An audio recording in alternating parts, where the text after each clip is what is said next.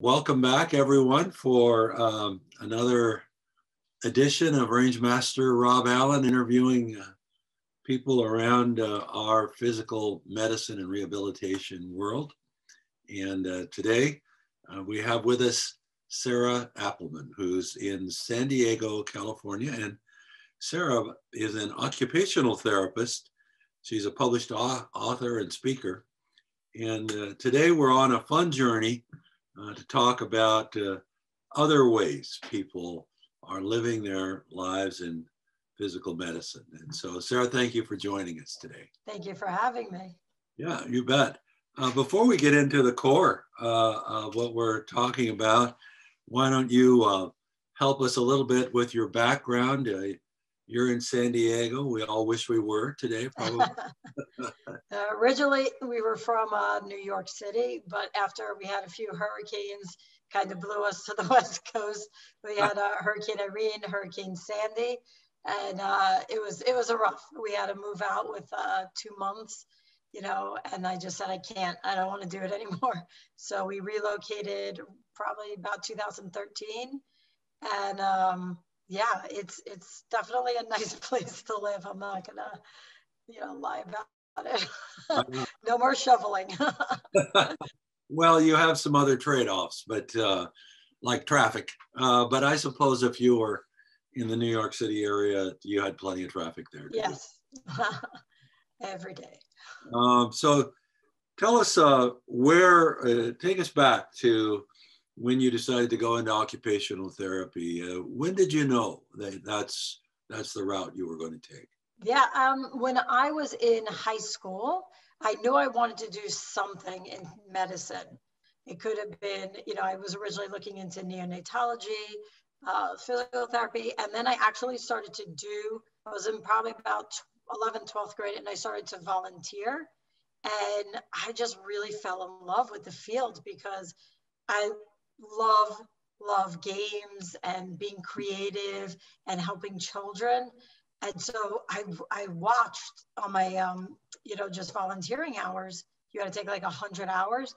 And I saw like these kids just grow, over time and just develop confidence. And I'm like, I think that's the route I want to do. And I did. I fell in love. I've been doing it 21 years. And yeah, I love doing it. Just so everybody can connect, you were in the New York State. Where did you do your university training? Truro. First I started in Manhattan, and then I transferred to Dix Hills. And now I believe it's Bayshore. So it was like three paths. Okay, got it. And about what year did you finish there, and what did you do immediately afterward? So in 2000, I graduated, and back then, school's very expensive, and I worked for the New York City Board of Ed because they gave out scholarships. I think they still do.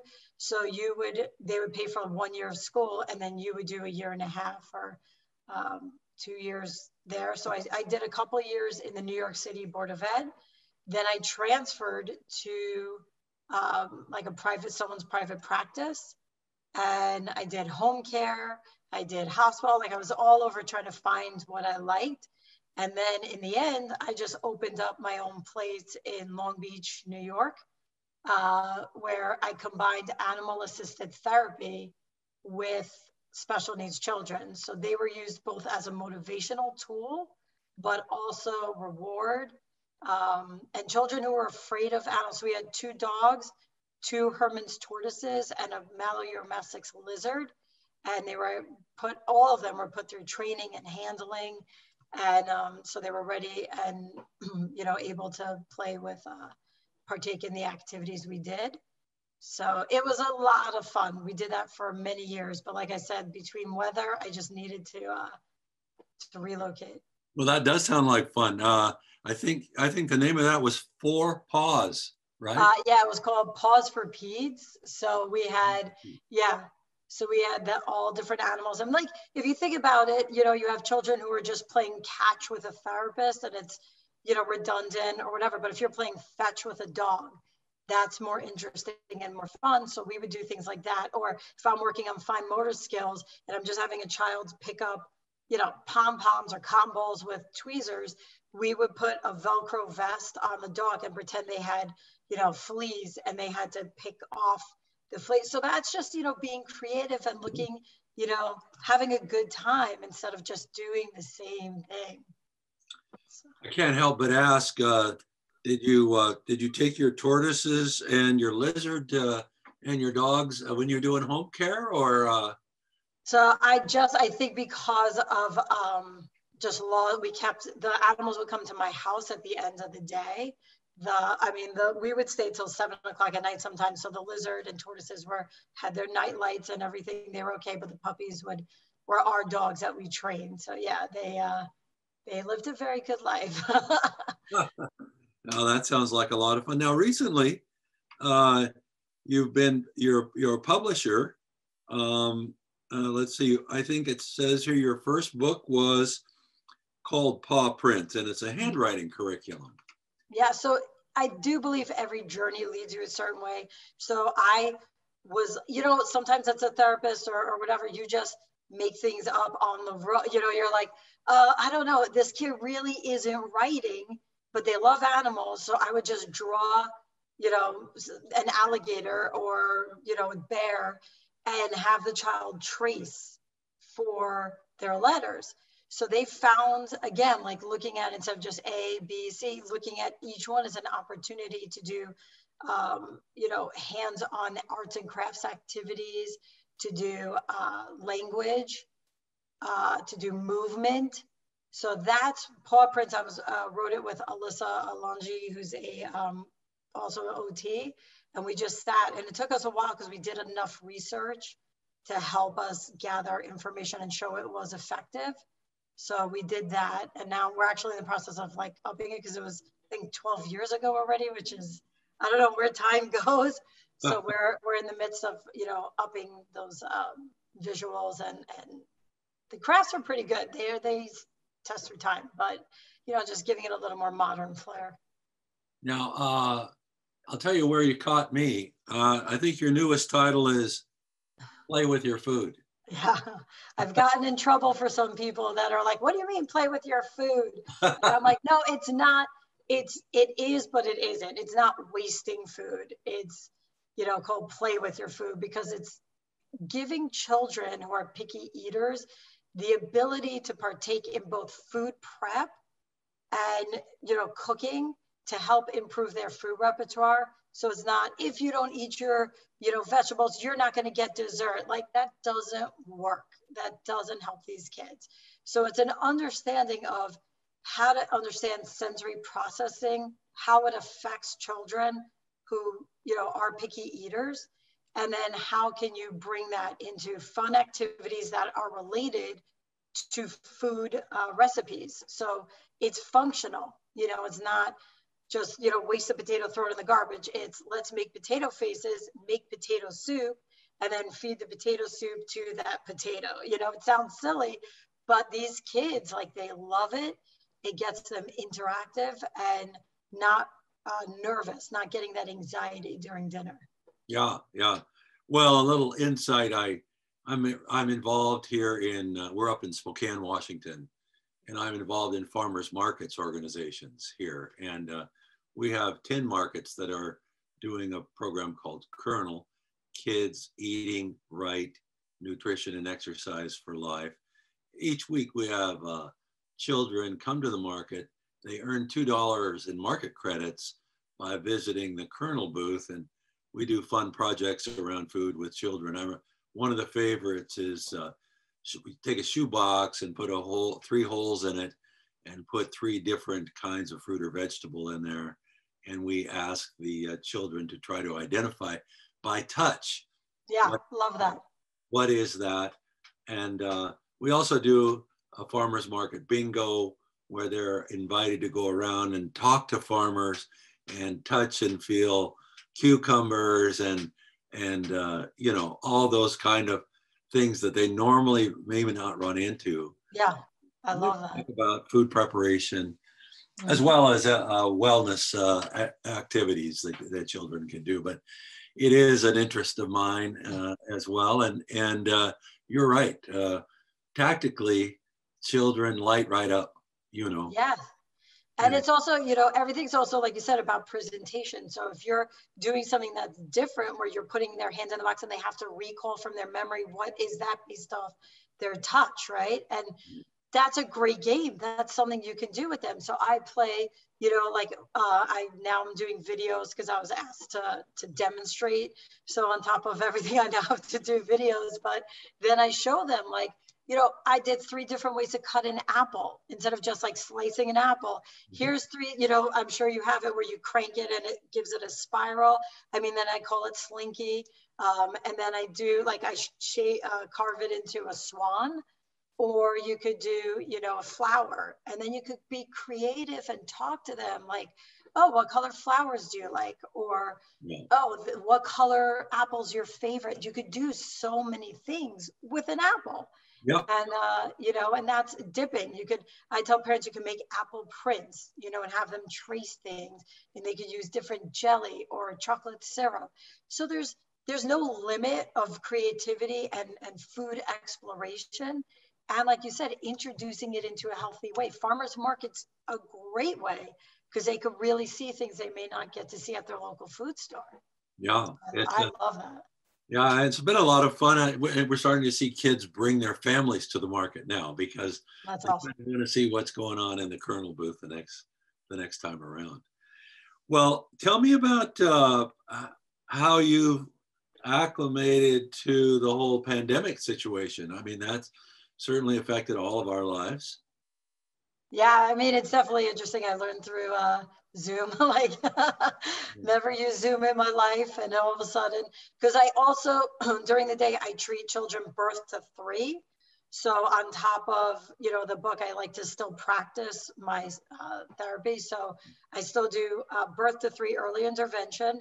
And then on top of it, I do, you know, things like this where I'm reaching out or doing consultations, or even the children I currently treat have these issues. So it is a little difficult. I have to say though, I love the fact that parents appreciate what we do now, because I'm telling you, I'm working. I'm like, okay, this is what you got to do. You got to pick them up, put them here, you know, do this as a warm up, and then get this exercise. Okay, boom, boom. Like I have the plan, and we're like how I would treat if I was in person. And all of a sudden the dad is dripping sweat.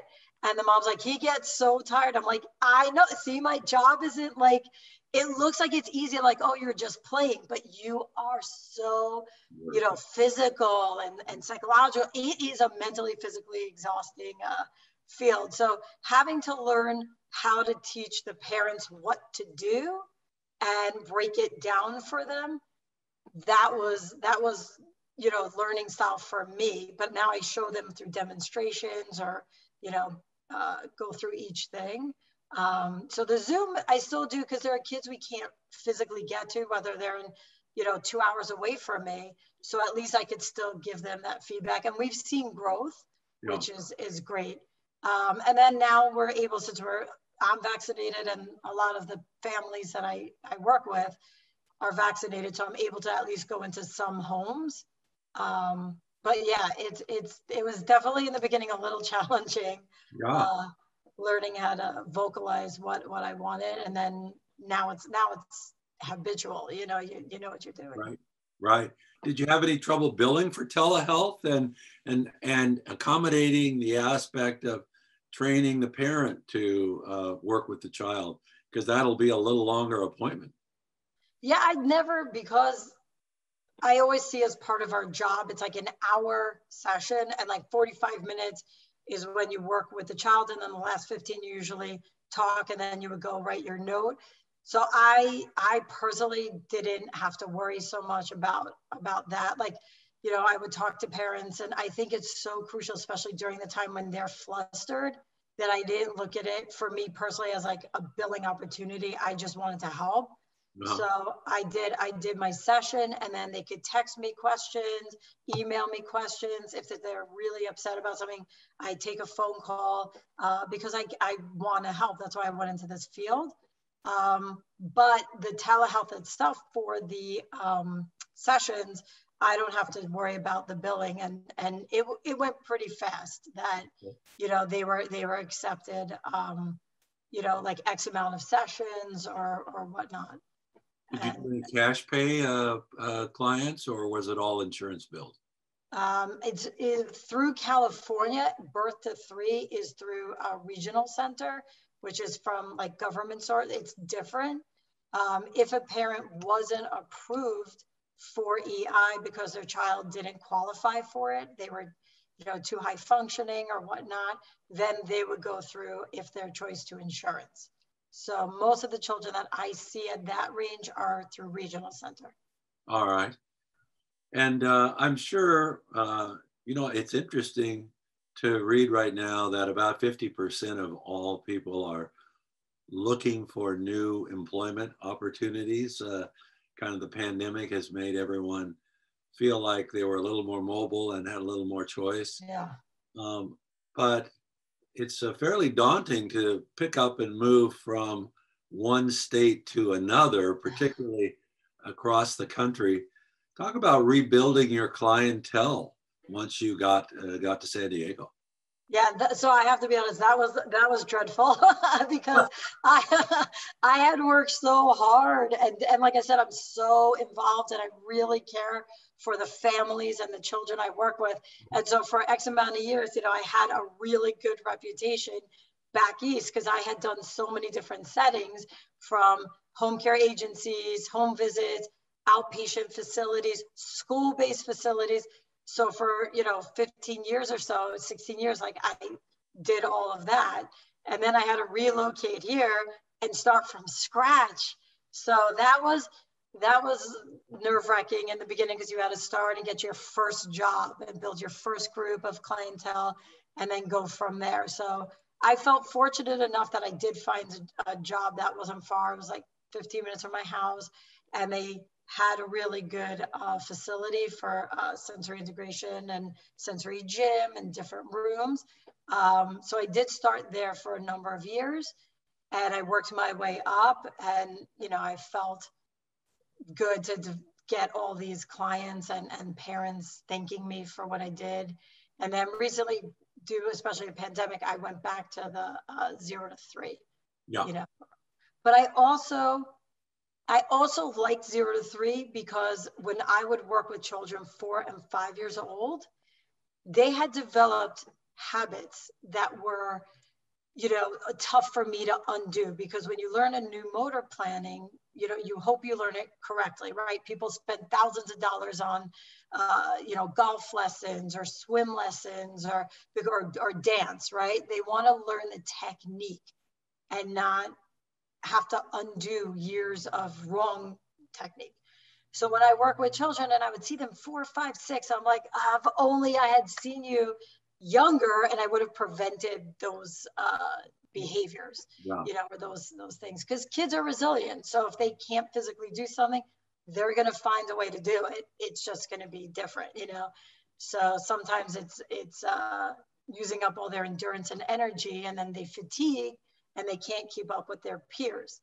So yeah, so I enjoyed going back to the little ones, and then I'm like, okay, he's doing this, but we want it like this. And I would show the mom, and then she's like, oh, and, you know, practice, and then he would progress appropriately. So that parallels pretty well with what we know about early childhood education in general, right? The sooner we can get started, Yes. the sooner we can develop, you know, and activate places in the mind. So Right. really quite interesting.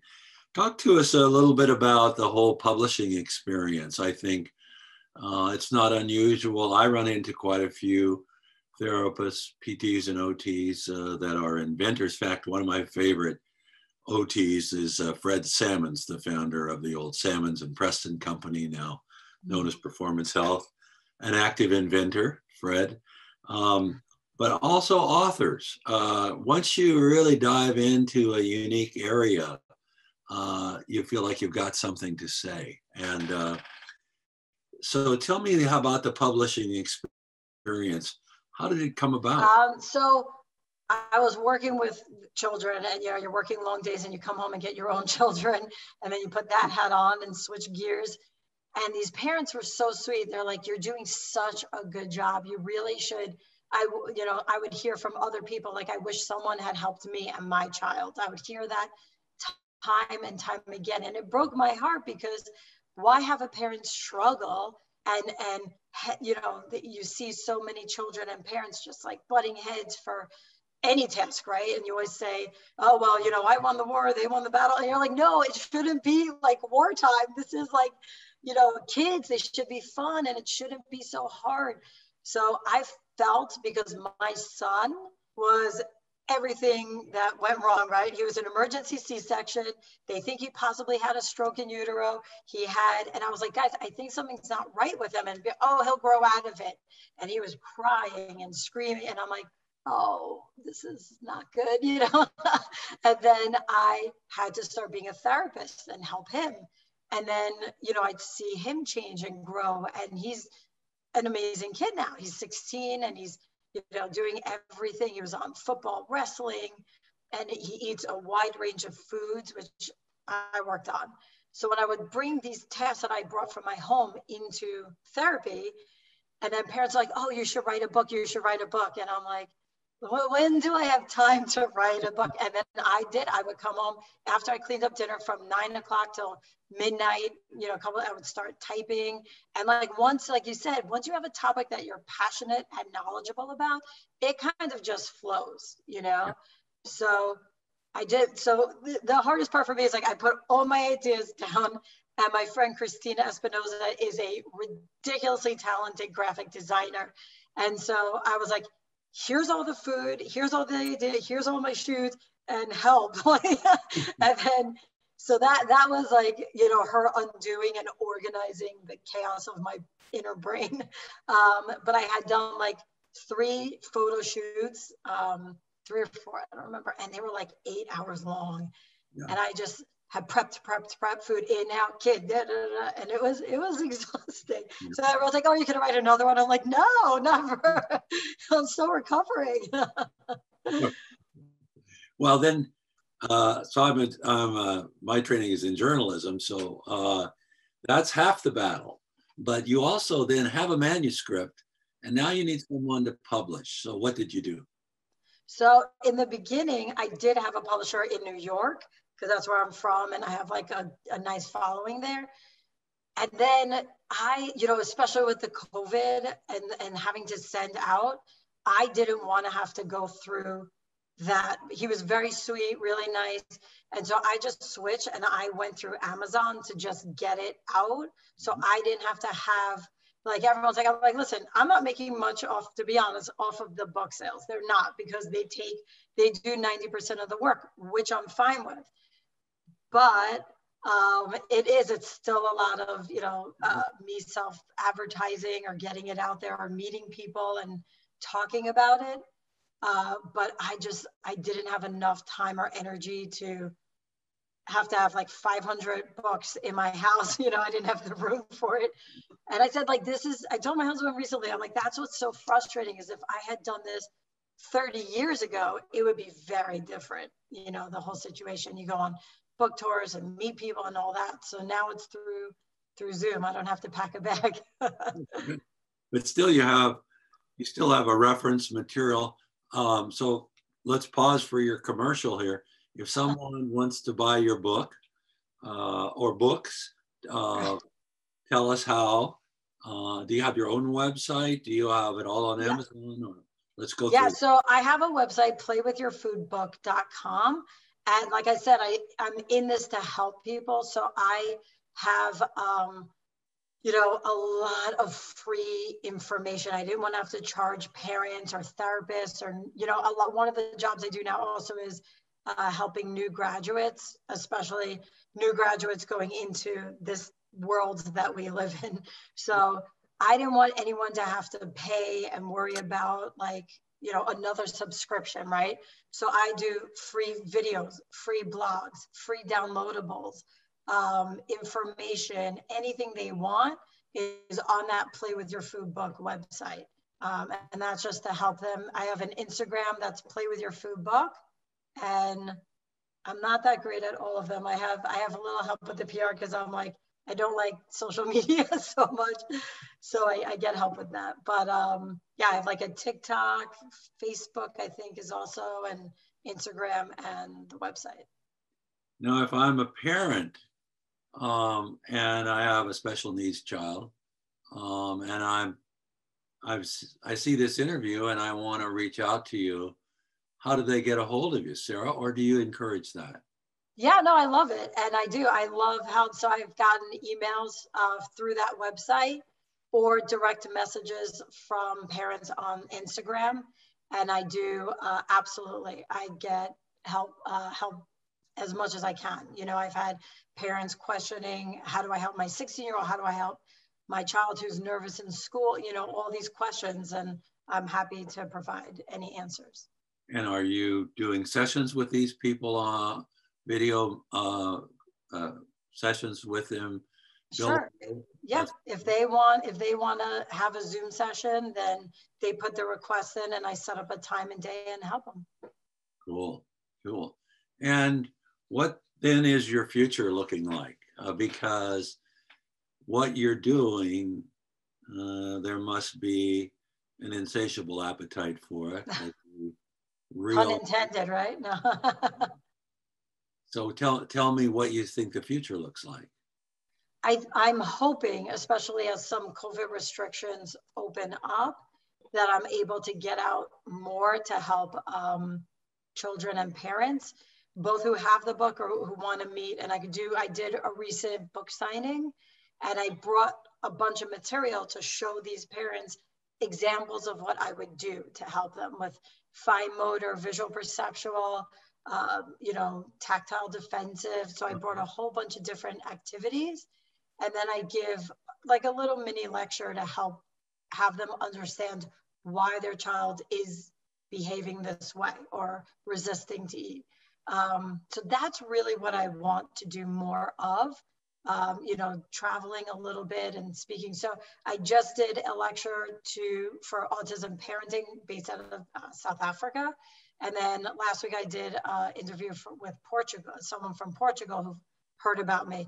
So it's like the coolest thing that I don't have to pack a bag or pack my passport, and I'm able to speak to different countries, and so I think that's been a positive of this COVID, that there's more people having resources and abilities to reach people. Yeah. To help them out. But how do we get more Sarah Applemans? I don't know, man. We gotta get. I'm trying. I'm down. Yeah, I would love to. I mean, ideally, I would love to, even help host a show or do something that brings kids on and parents and helps them figure it out. Not just like you said, not just through OT. Looking at it, psych, PT, speech, getting some physical stuff. So seeing the whole picture of the child and making those connections for a nice, healthy growth and development.